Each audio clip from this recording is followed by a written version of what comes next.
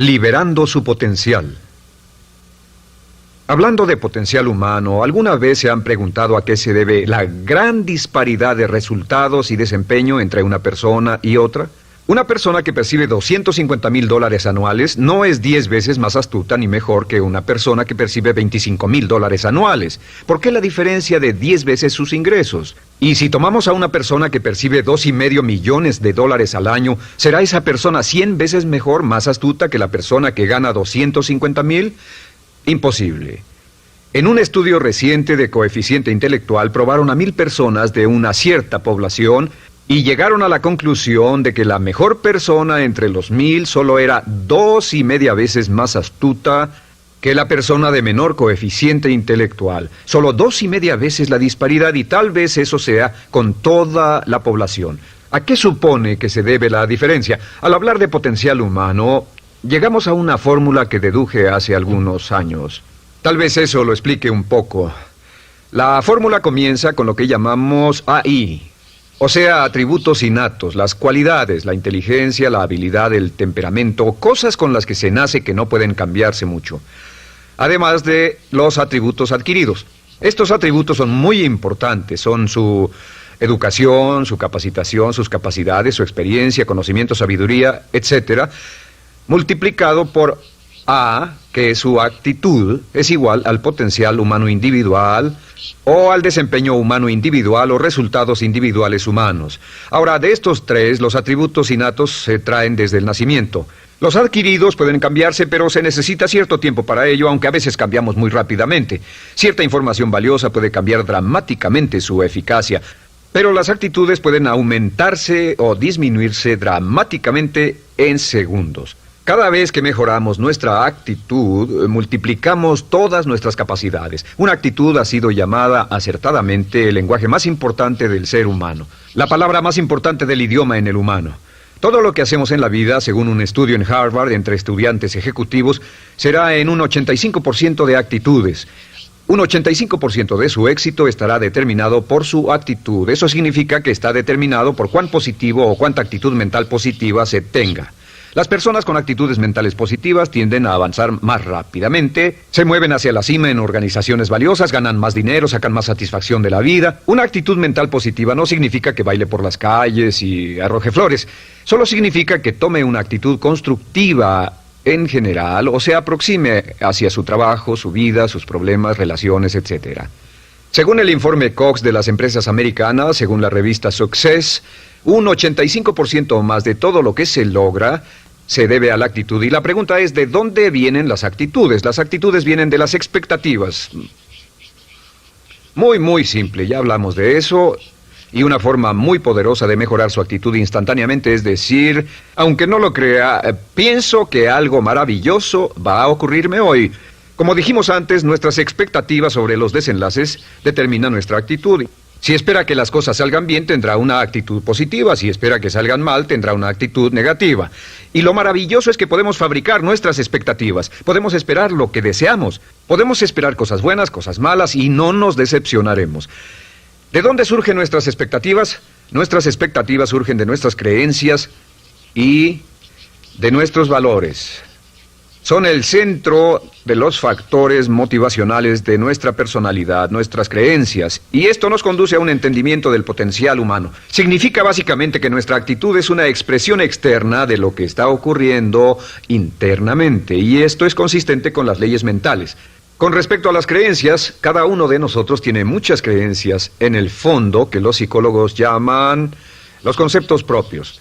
El concepto propio, o su descubrimiento, es considerado por muchos como el logro único y más importante para comprender el desempeño humano en el siglo XX. Yo estoy de acuerdo. El concepto propio es como, si queremos usar una analogía militar, el centro de mando. O si queremos usar una analogía técnica, es el programa central de su computadora básica.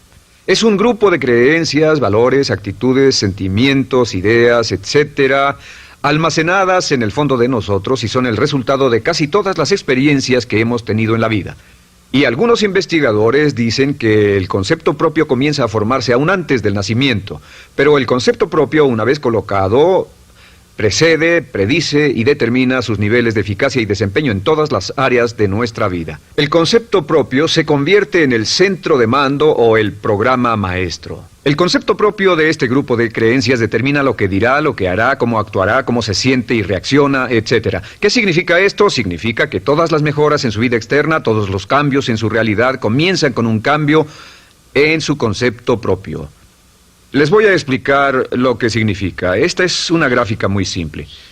Hablamos de potencial humano y decimos que la persona promedio usa un 10% o menos de su potencial. Según investigaciones, tal vez es mucho menos. El Instituto Stanford Brain en Santa Clara, California, estima que tal vez se aproxime a un 2%.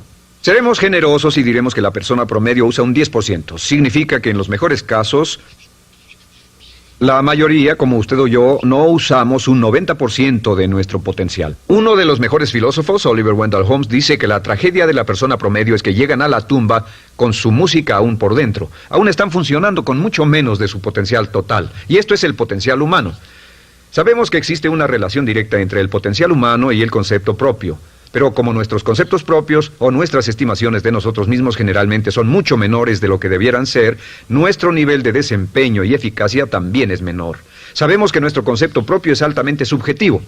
¿Qué significa esto? Significa que el concepto propio, lo que pensamos que es cierto sobre nosotros mismos, no está basado en la realidad, está basado en información que hemos tomado y aceptado como cierto, hasta el grado en que creemos lo que sea de nosotros mismos y se vuelve cierto para nosotros porque actuamos de una forma consistente con ello. Algunas personas que leen sus horóscopos y creen en horóscopos predicen su futuro. Hay algunas personas que toman la crítica y las opiniones de otros a quienes ni siquiera respetan y hacen suyas esas ideas, dando un resultado muy negativo. Lo que piense, lo que acepte como cierto, se vuelve cierto para usted.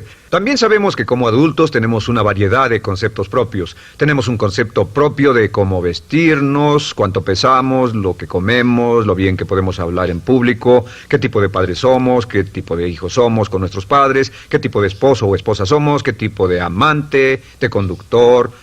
Lo interesante de manejar es que todos los hombres tienen un concepto muy positivo con respecto a esto.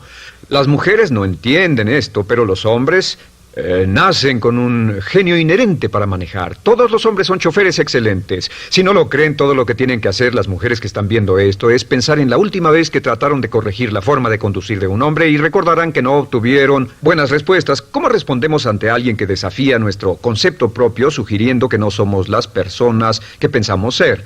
Estamos a la defensiva, nos enfadamos, nos irritamos, es difícil que nos traten.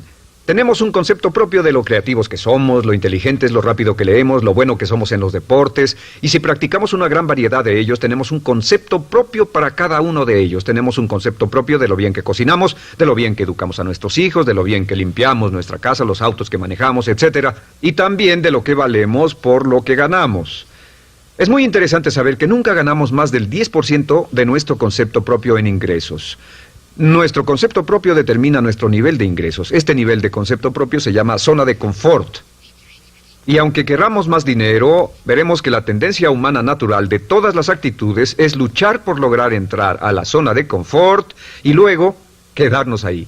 Si ganamos un 10% por encima de nuestro concepto propio de ingresos, tendremos una necesidad imperante de deshacernos de ese dinero. Lo donaremos, lo gastaremos en forma extravagante y hasta lo perderemos si recibimos demasiado. Las personas que ganan la lotería siempre están quebradas a los 2 o 3 años. Queman el dinero porque ese dinero está más allá de su concepto propio. Si gana 10% o menos de su nivel de concepto propio, se descubrirá luchando, trabajará más duro, más tiempo, pensará en forma más creativa, buscará diferentes formas para aumentar sus ingresos o sus segundos ingresos. La única forma de mejorar cualquier parte de su vida, incluyendo sus ingresos, es aumentando el nivel del concepto propio de sus ingresos, comenzando a pensar en usted como si estuviera ganando más dinero. Si quiere bajar de peso, la única forma en que podrá lograrlo es pensando en que está delgado. Piense en usted mismo como una persona más delgada. Si quiere volverse una persona más popular, más amorosa, más feliz o más sana, comience a pensar una y otra vez en esas cosas hasta que se vuelvan parte de su nuevo concepto propio.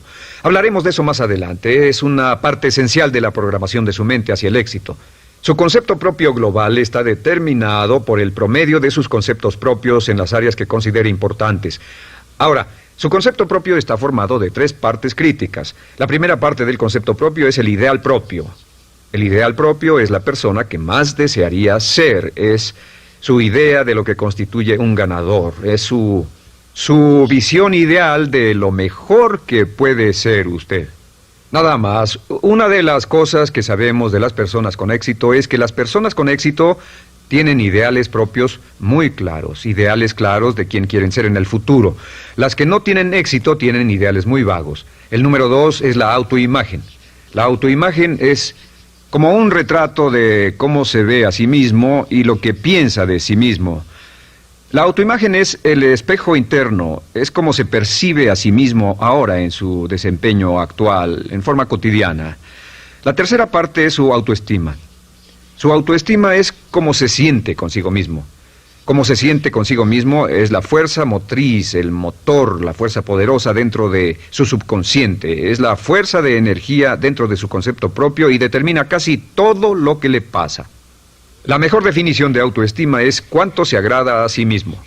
Cuánto se agrada a sí mismo como esposo, cuánto se agrada a sí mismo como empleado, cuánto se agrada a sí mismo como jefe, como inversionista, como orador profesional, como atleta, etcétera. Según se agrade a sí mismo, su nivel de autoestima, su sentimiento emocional global respecto a cualquier área de su vida, determina su desempeño y su eficacia en dicha área.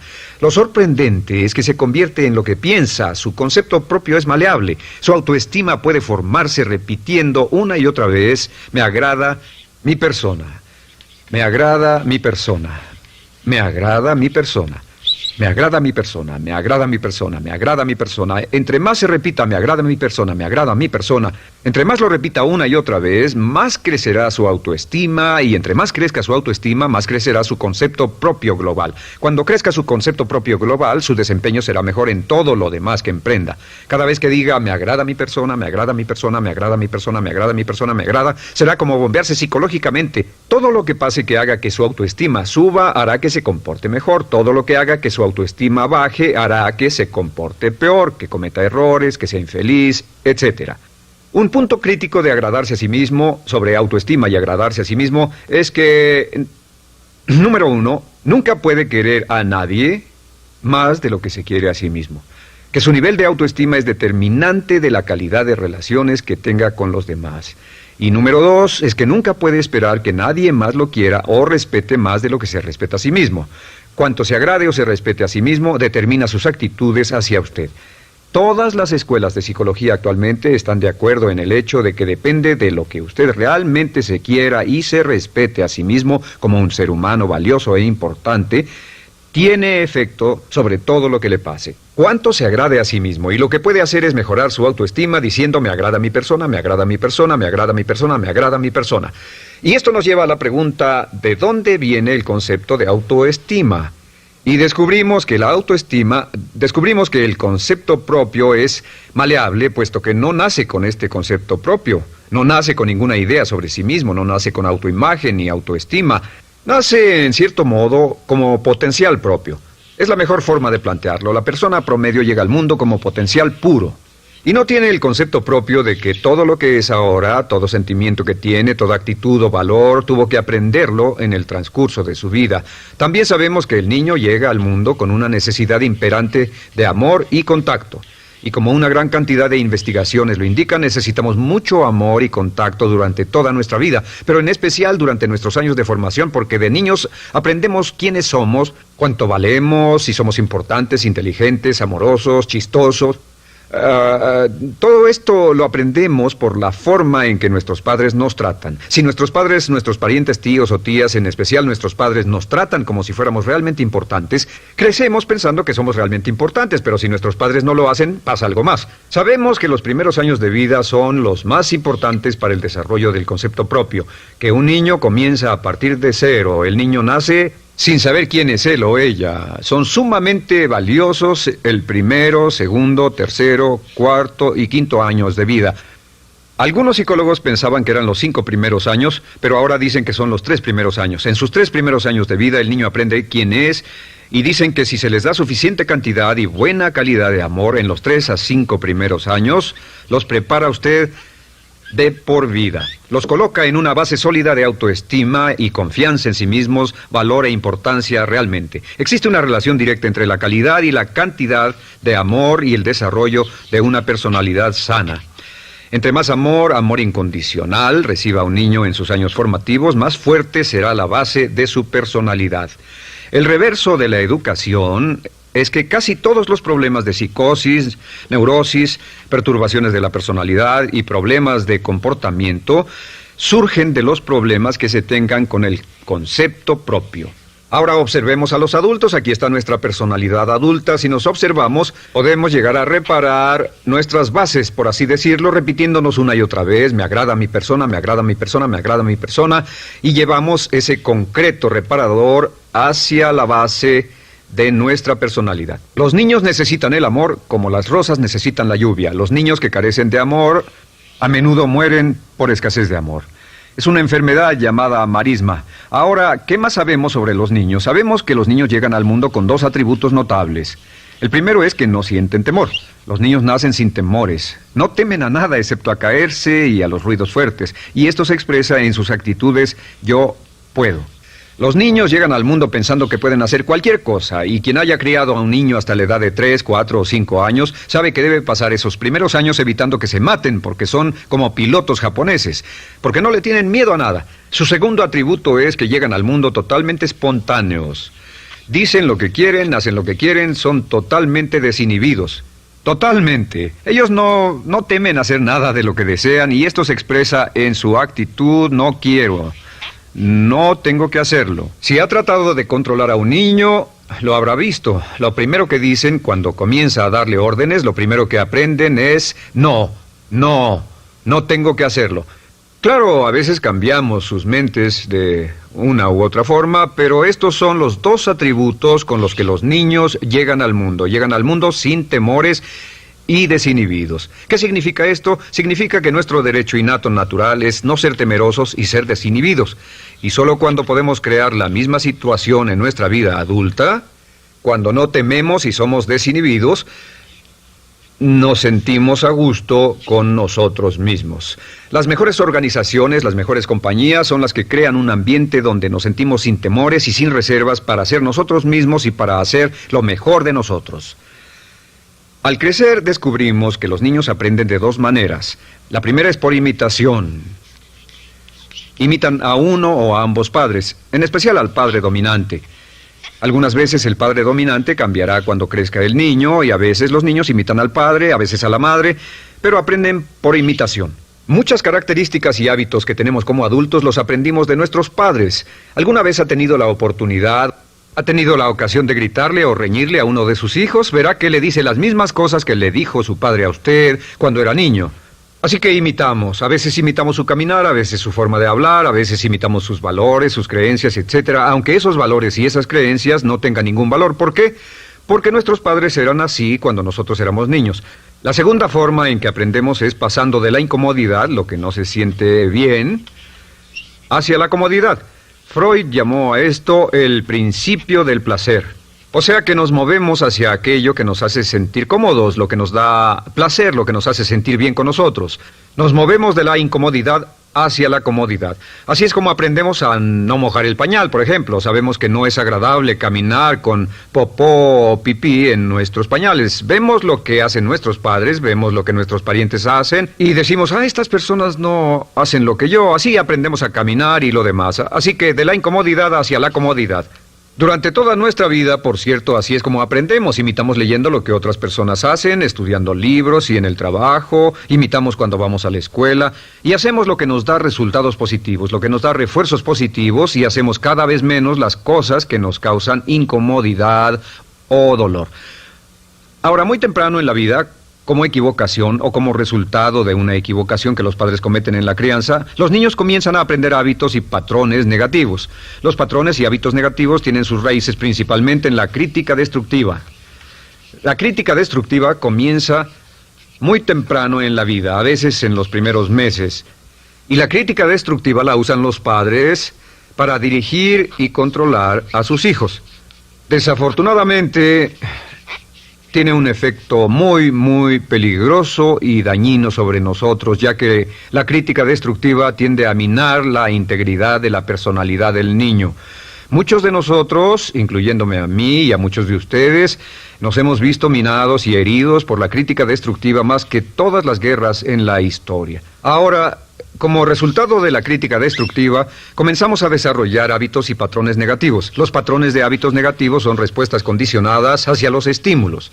Los patrones de hábitos negativos se desarrollan en los inicios de la vida. Se desarrollan como resultado de una repetición del temor y el dolor una y otra vez. Se desarrollan como resultado de la crítica destructiva, el castigo físico, etc. En los inicios de la vida comenzamos a desarrollar dos manifestaciones que nos persiguen durante toda nuestra vida y más que ninguna otra cosa inhiben nuestro potencial. La primera es la llamada patrón de hábito negativo inhibido. El patrón de hábito negativo inhibido se aprende cuando al niño le dicen una y otra vez no. Aléjate de ahí, no toques eso, y se le castiga. Cuando el niño intenta algo nuevo, o se involucra con algo, o huele algo, o derrama algo, o rompe algo accidentalmente, el padre estalla y se enfada mucho. Como ven, el niño está impulsado por la curiosidad insaciable de explorar su mundo.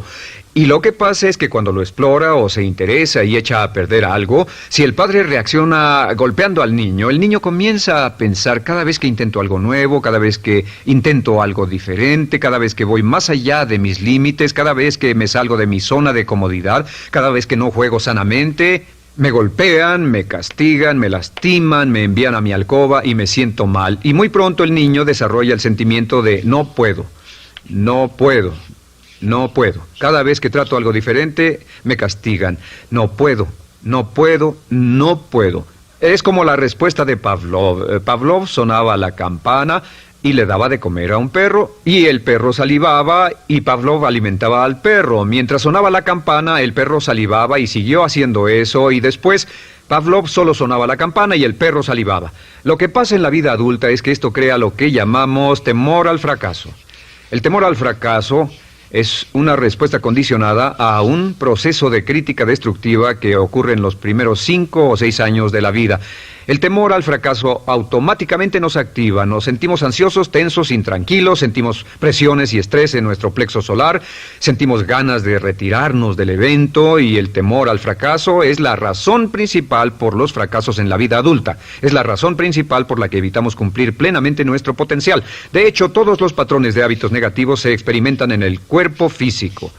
Puedes saber cuál es un patrón de hábito negativo porque se siente en el cuerpo físico, precisamente. El patrón de hábito negativo inhibido, el temor al fracaso, el no puedo, ocurre primero que todo en el plexo solar. ¿Ha tenido la ocasión donde debe hablar frente a un grupo, debe ir a una revisión de su desempeño, o debe hacer una llamada determinante? Primero su plexo solar se aprieta. Si el temor continúa, su respiración se acelera. Su corazón comienza a latir apresuradamente, su frecuencia respiratoria aumenta y le duele la cabeza como migraña en la parte frontal, su garganta se le cierra y no puede hablar y se le seca la boca por completo, y como se pone tan tenso y asustado, va corriendo al baño. Estas son todas las manifestaciones. No hay peligro físico, pero sí peligro psicológico, una respuesta condicionada. Cuando sentimos estas cosas, la tendencia es retirarse de la situación que las ocasiona, y es la razón por la que no logramos mucho si retrocedemos. Es muy importante. El segundo patrón de hábitos negativos es el compulsivo. El patrón de hábito negativo compulsivo se aprende cuando a los niños se les dice una y otra vez: más vale que lo hagas. Si no lo haces, tendrás problemas o me las pagarás. A los niños se les convierte en recipientes del amor condicionado. Los padres no intentan hacer esto, pero lo que hacen es sugerirle al niño: no te amo, por lo tanto no estás a salvo, a menos y hasta que hagas lo que yo quiero.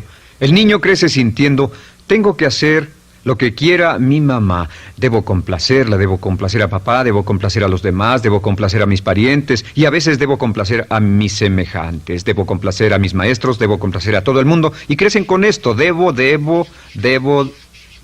No puedo hacer lo que quiero hacer, debo hacer lo que complace a las demás personas. Este patrón de hábito negativo muy temprano en la vida se traduce en el temor al rechazo. El temor al rechazo lo experimentan los hombres como adultos como un comportamiento tipo A. Hablaremos del comportamiento tipo A posteriormente.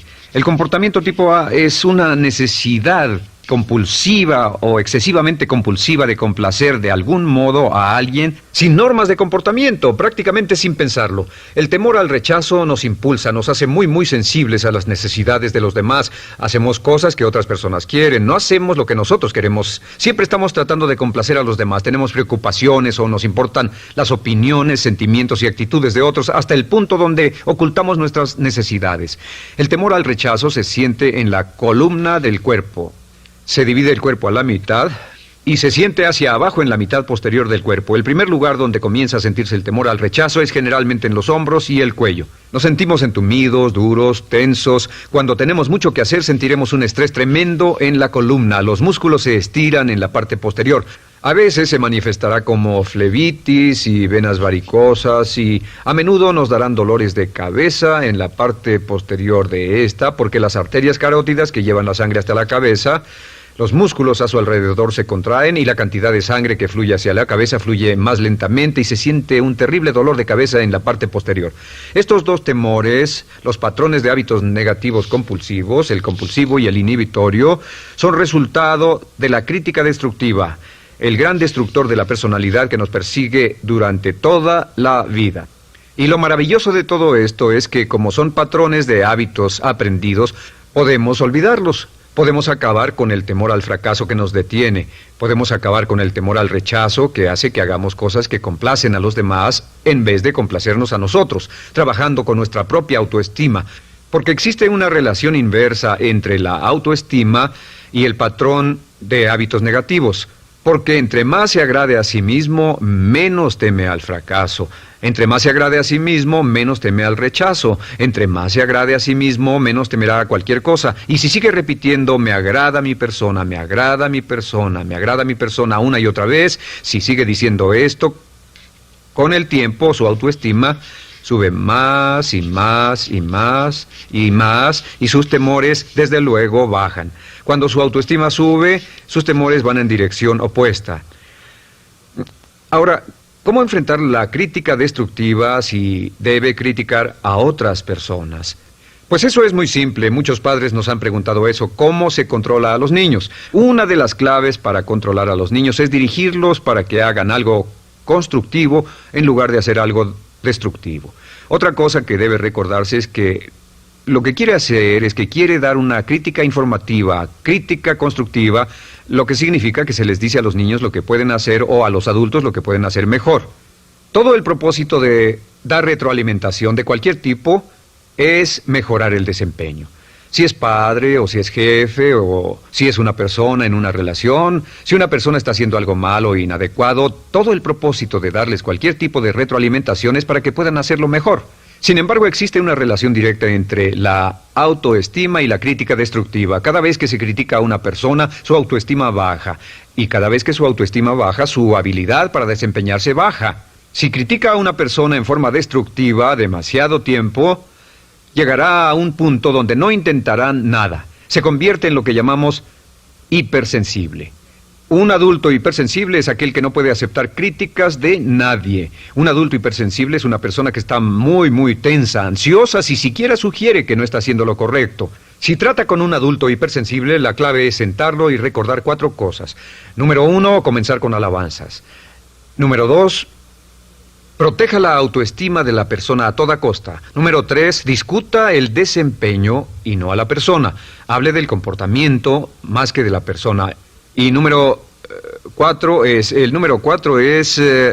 enfocarse hacia el futuro en vez de en el pasado. Enfóquese hacia lo que va a hacerse en forma diferente en el futuro en vez de lo que pasó en el pasado. ¿Por qué? Una razón muy simple, porque una persona no puede controlar el pasado. Al no poder controlar el pasado, cualquier crítica de lo que han hecho en el pasado les da un estrés tremendo y frustración. Así que, en resumen, la clave del éxito en la vida es una actitud mental positiva. Una actitud mental positiva se basa en expectativas de éxito, de una serie de expectativas positivas.